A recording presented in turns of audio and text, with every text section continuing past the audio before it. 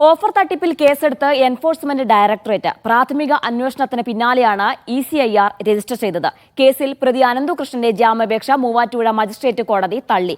അനന്തുവിനെതിരെ പ്രഥമ ദൃഷ്ട്യാ തെളിവുണ്ടെന്ന നിരീക്ഷണത്തിലാണ് കോടതിയുടെ നടപടി. അതേസമയം ജസ്റ്റിസ് CN രാമചന്ദ്രൻ നായർ നിരപരാധിയാണെന്ന് വാദിച്ച് KN ആനന്ദകുമാർ രംഗത്തെത്തി. കേസിൽ ക്രൈംബ്രാഞ്ച് അന്വേഷണം ആരംഭിച്ചു.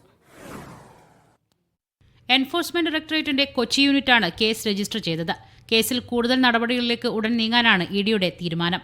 കേസിൽ പ്രതി അനന്തുകൃഷ്ണന്റെ ജാമ്യാപേക്ഷ മൂവാറ്റുപുഴ മജിസ്ട്രേറ്റ് കോടതി തള്ളിയിരുന്നു. അനന്തുകൃഷ്ണനെതിരെ ചുമത്തിയ കുറ്റങ്ങൾ ഗുരുതരമെന്ന് നിരീക്ഷിച്ച കോടതി ജാമ്യം നൽകിയാൽ തെളിവ് നശിപ്പിക്കാൻ സാധ്യതയുണ്ടെന്നും ഉത്തരവിലെഴുതി.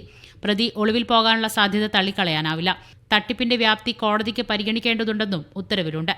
അനന്തുകൃഷ്ണനെതിരെ മൂവാറ്റുപുഴയിലുള്ള കേസ് വ്യാജമാണെന്നും പണം നൽകിയവരെക്കുറിച്ചുള്ള വിവരങ്ങൾ അനന്തു സൂക്ഷിച്ചിട്ടുണ്ടെന്നും കേസിൽ പ്രതിയായ ലാലി വിൻസെന്റ് പറഞ്ഞു. അനന്തുവിന്റെ പേഴ്സണൽ ഡയറിയിൽ ഒരുവിധം എല്ലാ രഹസ്യങ്ങളും ഉണ്ട്. അത് മുഴുവൻ പോലീസിനറിയാം.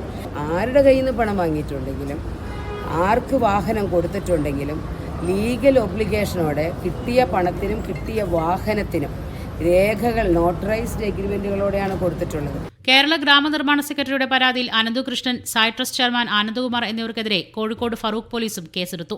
തിരുവല്ല, പെരുമ്പട്ടി പോലീസ് സ്റ്റേഷനുകളിൽ ലഭിച്ച പരാതികളിലും കേസെടുത്തിട്ടുണ്ട്. ഓഫർ തട്ടിപ്പുമായി ജസ്റ്റിസ് CN രാമചന്ദ്രൻ നായർക്ക് ഒരു ബന്ധവുമില്ലെന്ന് സായിഗ്രാമ ട്രസ്റ്റ് ചെയർമാൻ ആനന്ദകുമാർ വാർത്താക്കുറിപ്പിൽ പ്രതികരിച്ചു. സംഘടനയുടെ മീറ്റിംഗിലോ ദൈനംദിന പ്രവർത്തനങ്ങളിലോ അദ്ദേഹം ഇടപെട്ടിട്ടില്ലെന്നും അനന്ദകുമാർ പറഞ്ഞു. ക്രൈംബ്രാഞ്ച് SP MJ സോജന്റെ നേതൃത്വത്തിലുള്ള പ്രത്യേക സംഘം ഓഫർ തട്ടിപ്പ് കേസുകളിൽ അന്വേഷണം ആരംഭിച്ചു. പദ്ധതിയിൽ ചേർന്ന് 2 വീലർ, തയ്യൽ മെഷീൻ, ലാപ്ടോപ്പ് എന്നിവ ലഭിച്ച ഗുണഭോക്താക്കളുടെ മൊഴി അന്വേഷണ സംഘം രേഖപ്പെടുത്തും. രേഖകൾ കിട്ടിയും കാര്യങ്ങൾ മനസ്സിലാക്കിയിട്ടുണ്ട്. യോഗം ചേർന്നുണ്ടോ? അത് എനിക്ക് കേസ് ഡയറിയും ഫയലൊക്കെ കിട്ടി ആലോചിച്ചിട്ട് ചെയ്യും. ഈ FIR സെപ്പറേറ്റ് ആയിട്ടായിരിക്കും അതോ ഒരുമിച്ച്? മീഡിയ 1 കൊച്ചി.